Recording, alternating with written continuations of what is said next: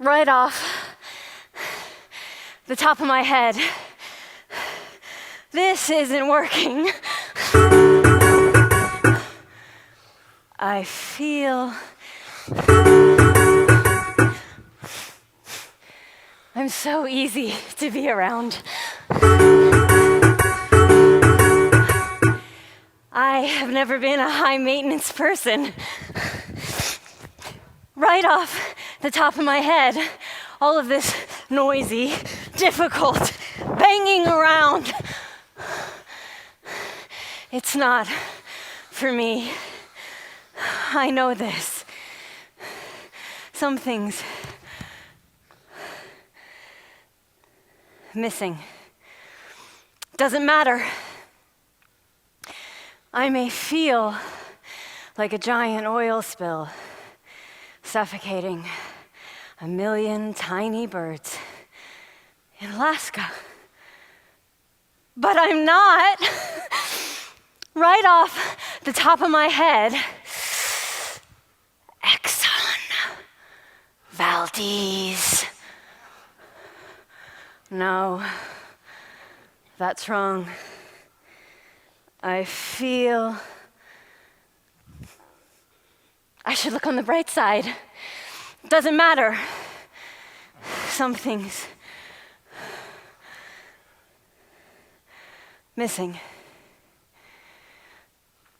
Right off the top of my head,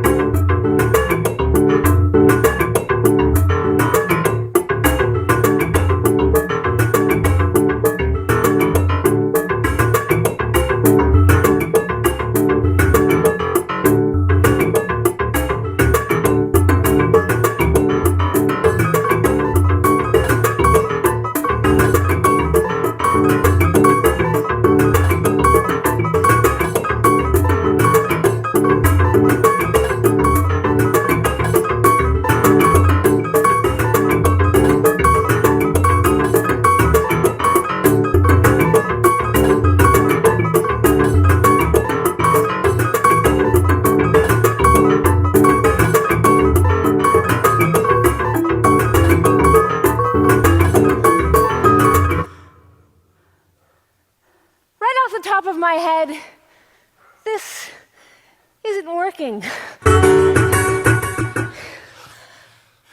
I feel I'm so easy to be around. I've never been a high maintenance person. Right off the top of my head, all this noisy, difficult banging around, it's not for me. I know that. Something's missing. Doesn't matter. I may feel like a giant oil spill suffocating a million tiny birds in Alaska. But I'm not. Right off the top of my head, Exxon Valdez. No, that's wrong. I feel I should look on the bright side. Doesn't matter. Something's missing. Right off the top of my head,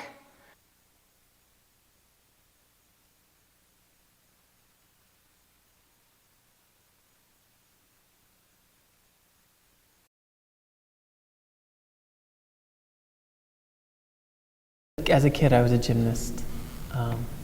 I loved it. I was just tumbling in the yard and in the living room, moving the furniture around, and I couldn't stop moving. And so my parents put me in gymnastics when I was about 8, and I started competing when I was 10 years old until I was 16. And the culture of gymnastics, as I was kind of getting into my late teens, just wasn't right for me anymore, that kind of training, and so I left. And it wasn't until I encountered contact improvisation. I was lucky enough to have a high school that was near a college campus, and on the college campus, the head of the department was a woman named Ann Woodhead at Sonoma State University in California. Introduced me as a high schooler to contact improvisation. And then I found that I could express this love and real need for movement in a way that's expressive and cooperative, which is quite different than gymnastics training. So I was really happy to find that, and I just immediately fell in love and stuck with it, and was taking a 3-hour bus ride from where I lived to San Francisco every weekend to train with contact improv teachers. A man named Scott Wells asked me to be in his dance company, asked me to audition and be in his company. He does a lot of contact-based work using improvisation in performance, but also some modern technique.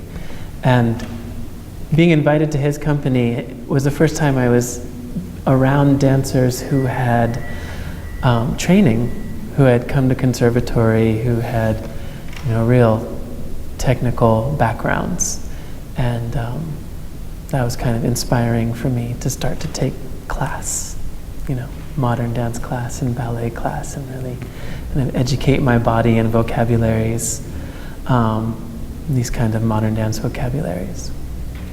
And so that went on for about 3 or 4 years, and then Joe Goode was looking for a dancer. And Rachael Lincoln, who actually teaches here, was dancing with him at the time and told him about me.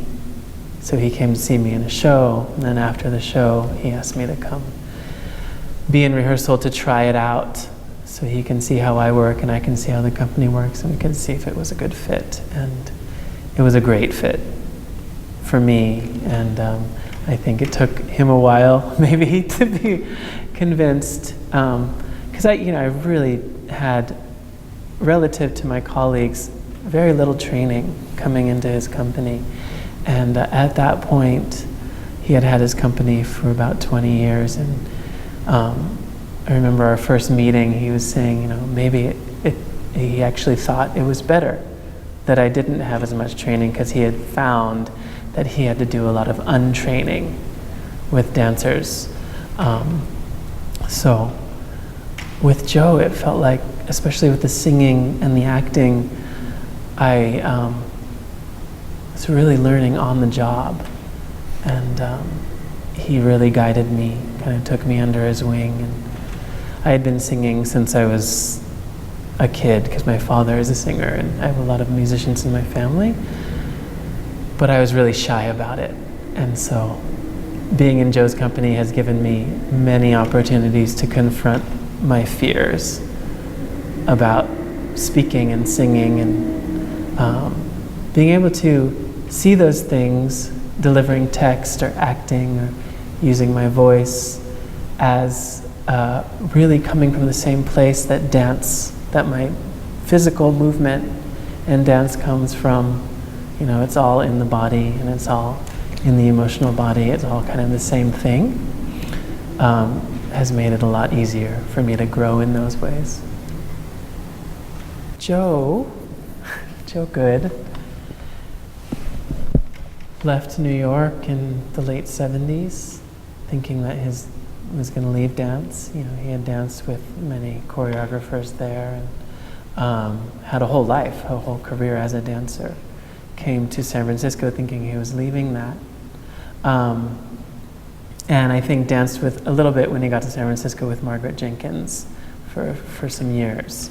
And then started creating his own work, really challenging himself to use text and words. So one of the things he says a lot is that back in those days he was just so curious, why are dancers mute?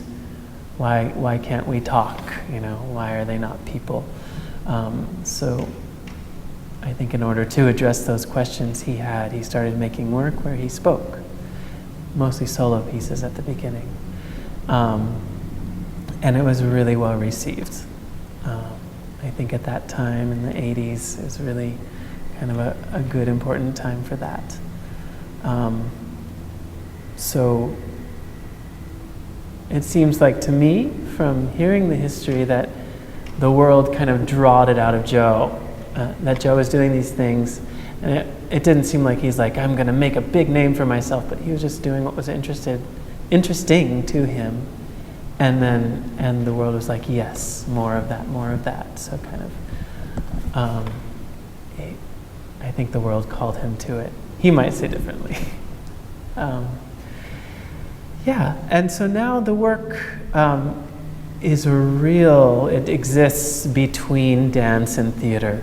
It's not strictly dance and it's not strictly theater. So, yeah, I think a lot of us choreographers call our work dance theater, and sometimes it exists more in dance. It's such a broad term. But in Joe's work, I really feel like we're equal parts dance and equal parts theater.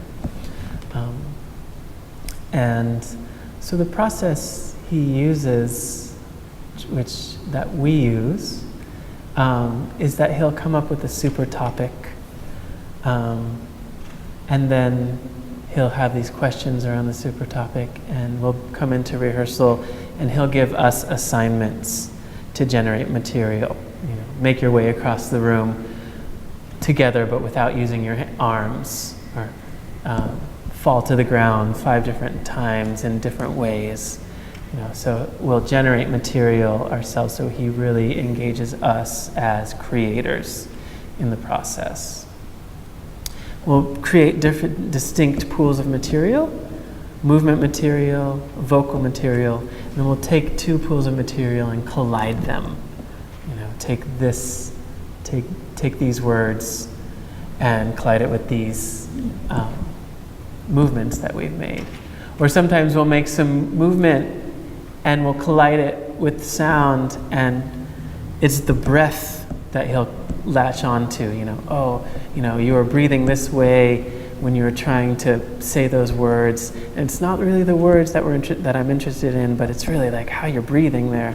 So in that process of collision, it allows for accidents to happen, and he follows those kind of accidents, unintentional moments, to see what sparks. So it's really a process of discovery, It's not like he has these great specific ideas that he's coming in.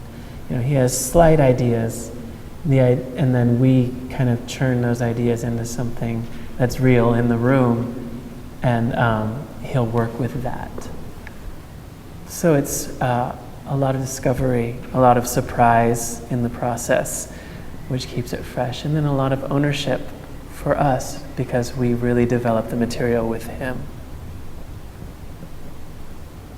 The original cast of this trio is Felipe Barrueto, Marek Brooke-Cothelo, and Mark Morizumi. At that time, Marit had been dancing with Joe for 17 years.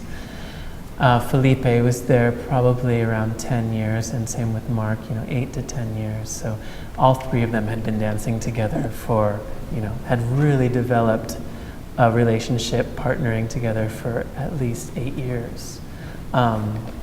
So they had that history together and that vocabulary. And, as you can see, the partnering is really intense. And so coming into the piece, the year after it was made and learning it was like, whoa, okay. And it was my first year in the company, so my first piece I was learning. It was intense. It's an intense trio. You really have to be present and really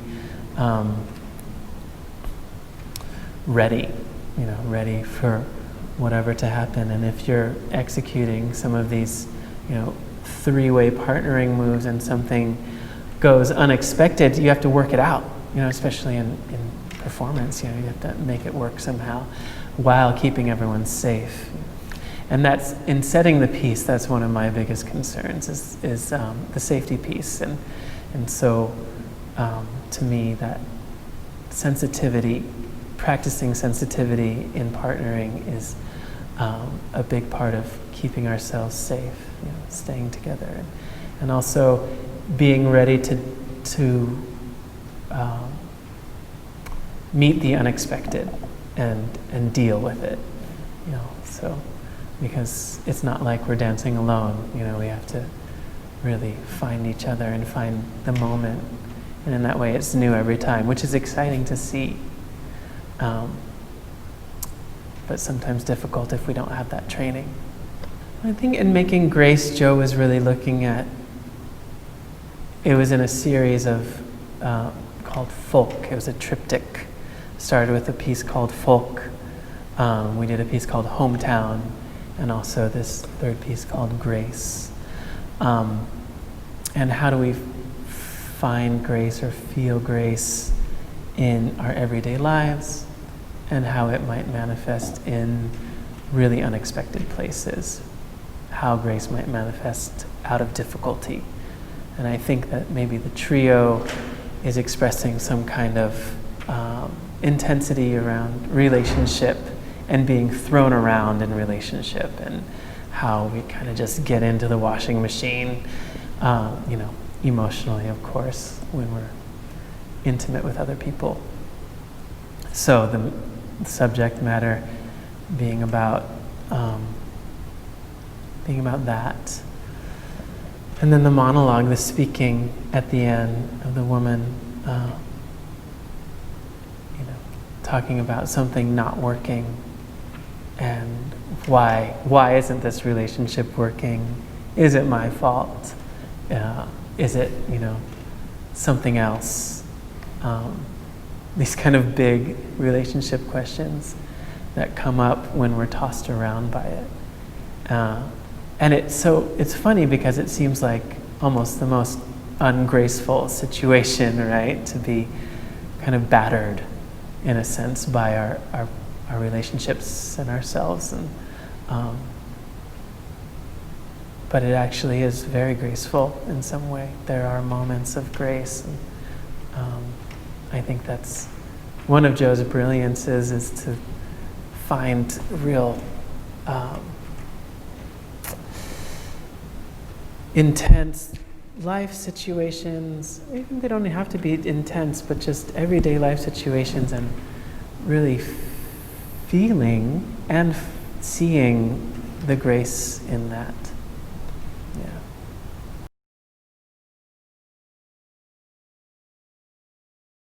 Yeah. I really think it was 97 or 98, right after I moved to San Francisco. And I took his technique class regularly, and it was one of the most popular technique classes in San Francisco at the time. And kind of everyone wanted to dance with Joe Goode.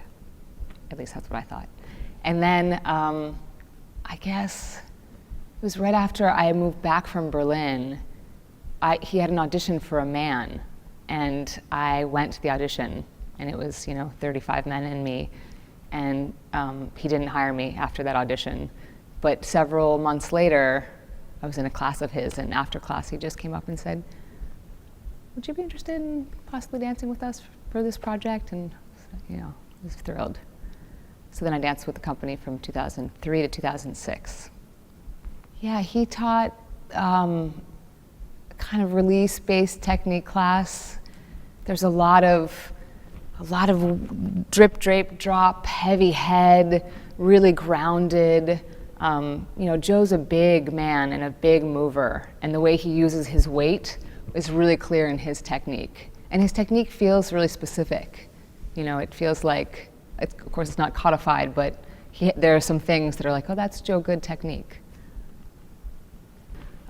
Joe's work, I feel like, is just so accessible, and it's really artfully crafted dance, but it's not opaque at all, and that was one thing that I loved kind of in the early years of seeing his work. It's also, the content is really humanistic and often really touching, and he makes work about really important issues in a really approachable human way, with humor, with text, with song, without getting into musical theater realm. It still has a really kind of contemporary dance feel. And just the thought of being a part of that, I think, was always really appealing. Accessible in that there's a story that can be followed, even if it's a non-linear story. There's characters that emerge. I think just by having text involved, that's of course an easier thing for people that are not as steeped in dance history to understand. So accessible to a dance audience as well as just kind of any person who likes to watch other humans interact. Yeah, when I started dancing with the company, there were 5 or 6 other dancers, all who had been dancing with Joe for a long, long time, like 10 years, 15 years. And Joe, the way that he works, it's really collaborative. He's definitely the director, but it's really sourced from the dancers. We write together, we move together. He'll give assignments and watch like this, and then say, not that, that, But he really uses the people that are in the company for who they are. And there's, it feels like deep connection and loyalty in working with him. Liz Burrett, who danced with him for 20-some years, I think, was there when I joined, and she and Marit Brooke-Kothlow were 2 people that I always so admired. Their dancing and their person. They're just both incredibly warm, really good teachers. And it felt like he had a tribe like that, really talented, but really humble and approachable people. Yeah, I think when I started, I remember my first rehearsal, I was trying to mask my like I'm doing this, and just everyone was so incredibly helpful and warm, and I was put right at ease, learning material. One dancer was just leaving the company, so I started by learning her role in an existing piece. And then gradually, as we built new work, got to be part of making it. But so as I was learning new work, the other company members were just like, okay, over there, no, come here. And really just lovely to work with. I personally like to take credit for Melecio's entire career as a dancer. Not really. But I saw Melecio dance in a piece with Scott Wells in San Francisco and was like, wow, who's that beautiful mover?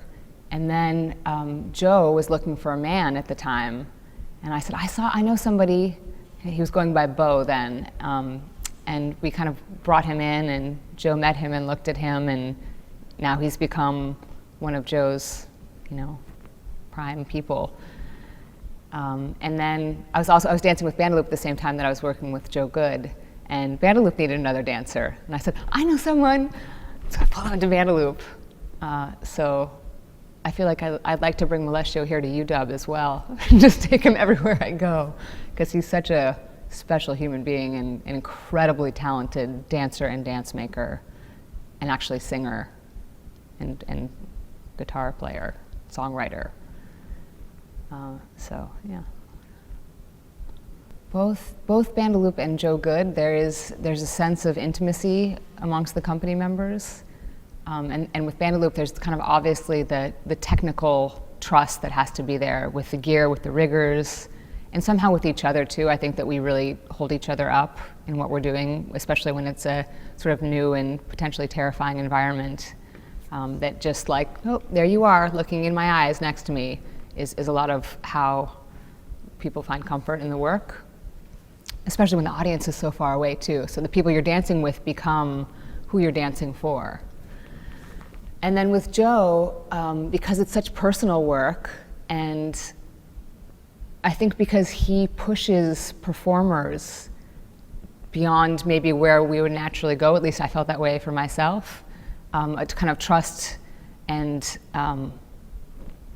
support system develops from that as well. So it's interesting to be kind of the big sister of Melecio and bring him in here, and then in many moments just feel like, how do I do this, Melecio? You know, and he's just incredibly supportive and kind, and yeah.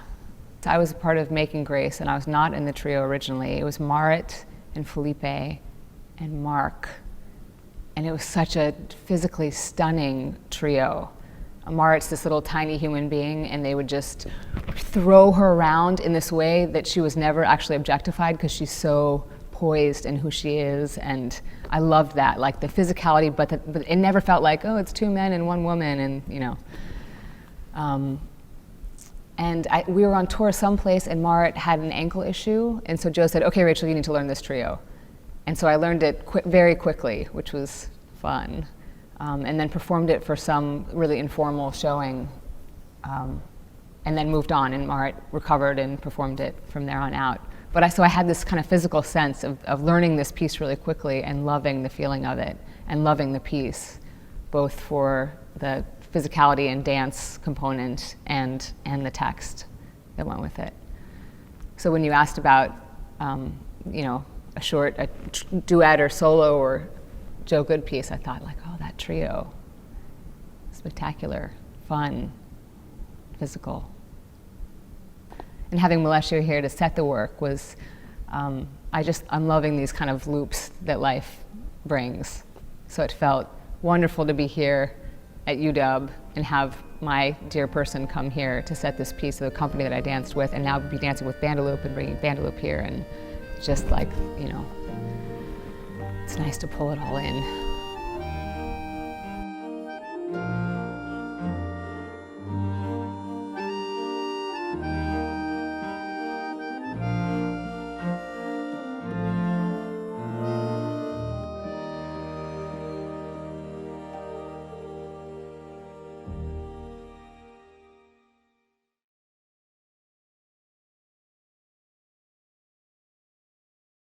I think that working with Melecio was, he sort of began each rehearsal with a group warm-up, sort of a group get to know you sort of situation.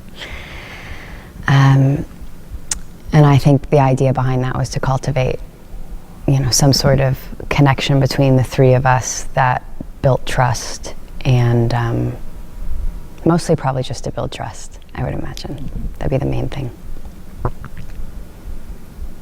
I think it was interesting working with Melecio and the others. Is just, we all came from different backgrounds, and it was our very first week. It was one of our first rehearsals working together, and the fact that he was able to bring us together so quickly, and that we were able to work together so nicely and understood each other's body, and I think it started with the process that he brought to it in the very beginning. If we would have just jumped into the material, I don't know that we would have understood how each other moves, our weight. Yeah. Yeah. Yeah. That being said, I think the only reason that a lot of the lifts were kind of overhead lifts and pure strength press lifts. And I think the only reason that that's difficult at first is because you are learning a whole new body right away. So I think that probably took more time than it might have in like a company setting. Yeah. The people that might have known each other a little more. So those initial exercises he did were probably key. I liked that he knew every role pretty much to a T. I mean, he was really helpful where the weight was going or what the movement is or detail in case we didn't catch it. He understood each role, and there's 3 of us. So to know that much material is really a big deal instead of constantly going back to the video. Oh, this is what this is, or you come look at this and see. That was nice. There wasn't a lot of that. Because we learned it so quickly, like 4 or 5 days. Yeah.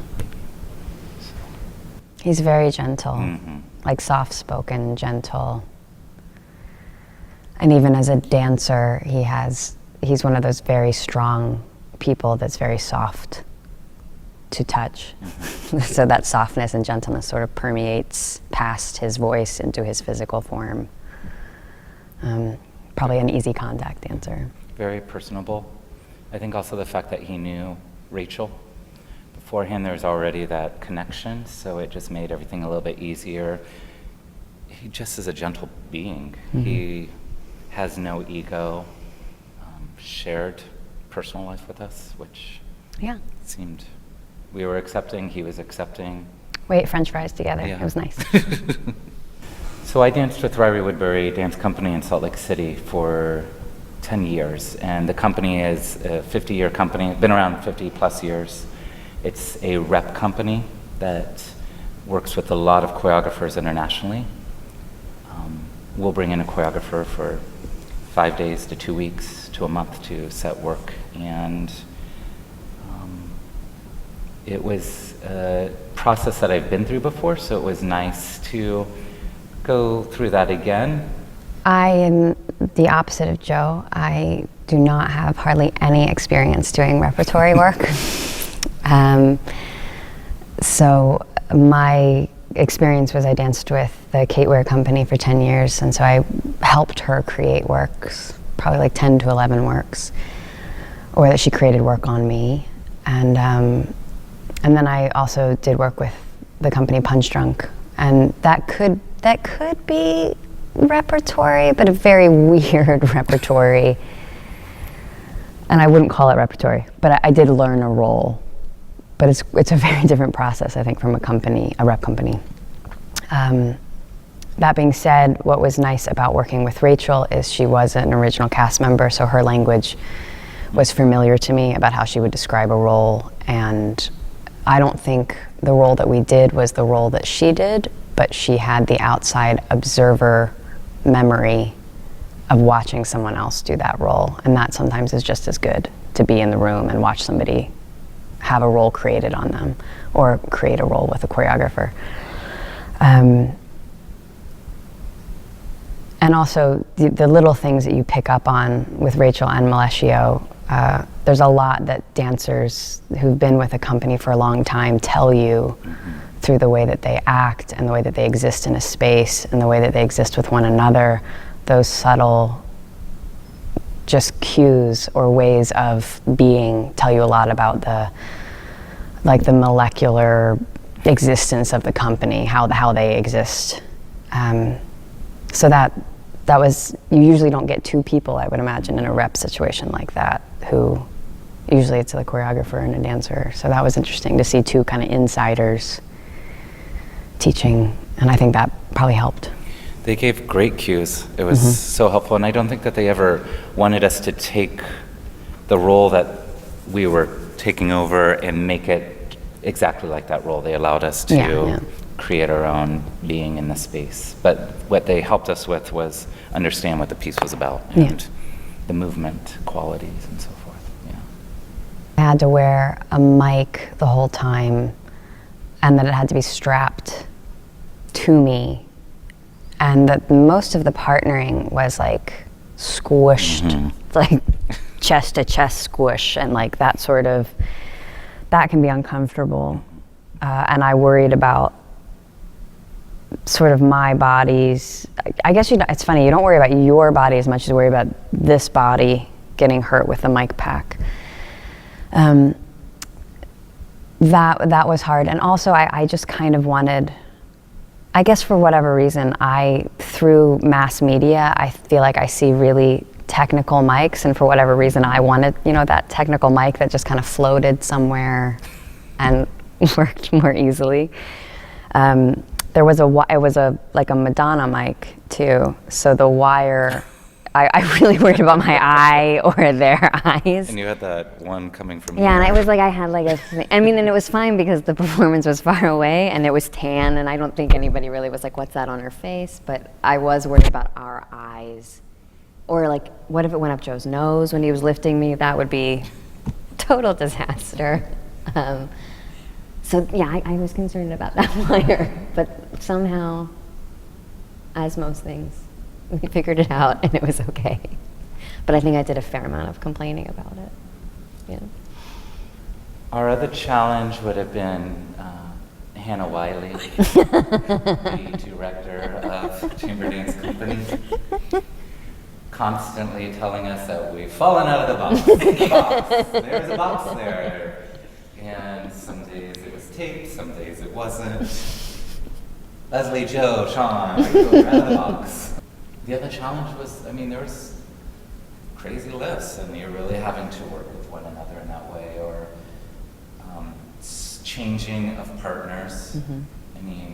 Sometimes I was dancing alone, but then the next time I was with Leslie, or it's the three of us together. Speed was, I liked it. It was... Yeah, we were both sort of fast tickers. It's not like that's a problem, but...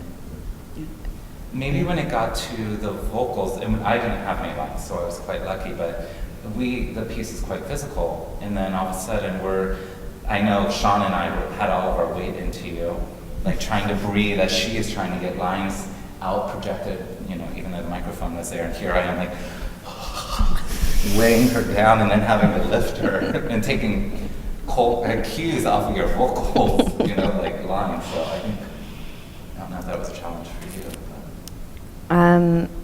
Or sweat? No, I don't. I feel like that's just comes with dinner, like whatever, the sweat and the. But I do think. I think the fatigue, if anything, probably helped, and there's a desperation at that point. So using it's a better option than fighting it. So that was. I ended up feeling good about being tired and feeling your weight on me. Sort of kind of helped project the humor in the desperation of that monologue. So it ended up being okay. I did have one night where this was stressful, where I was told the mic wasn't working. And I was backstage and I had about 25 minutes or so, and they told me the mic wasn't working. And it's a huge house, and I thought, what do I have to do to make myself as loud as possible? And so I started doing these bizarre yoga breaths, or I had no idea exactly how to get that loud. But I thought if I make my lungs as big as possible before I go out there, and then the mic turned on, so we didn't have to worry about that. But I did think, wow, this is going to be then your weight. And, I relied on the amplification of that mic. I think the content changed often for me. I kind of felt like it's a 3-person conversation. The female figure, I think in a classical sense, maybe could be seen as being pulled between these two male people, but I think it was more complex than that because it didn't feel, as the woman in the trio, I never felt like played with or weak in any stereotypical female fashion. It felt more like a game or like an exasperating game that we all chose to get into for whatever our personal reasons to do so was. So it didn't, I felt empowered during it. I didn't feel like I was playing any sort of normal victim. Not that that's normal, but you know, you could read that, I think, by just the casting. Because there was many times when we would just achieve something because it was physically complicated, and we would naturally smile because we were kind of proud of ourselves. And I think there was space for that sort of camaraderie, and that promoted teamhood as opposed to conflict. So I think both of those things came through, which made the concept sort of fluid as opposed to static in a narrative sense. For me. Yes. Joe agrees.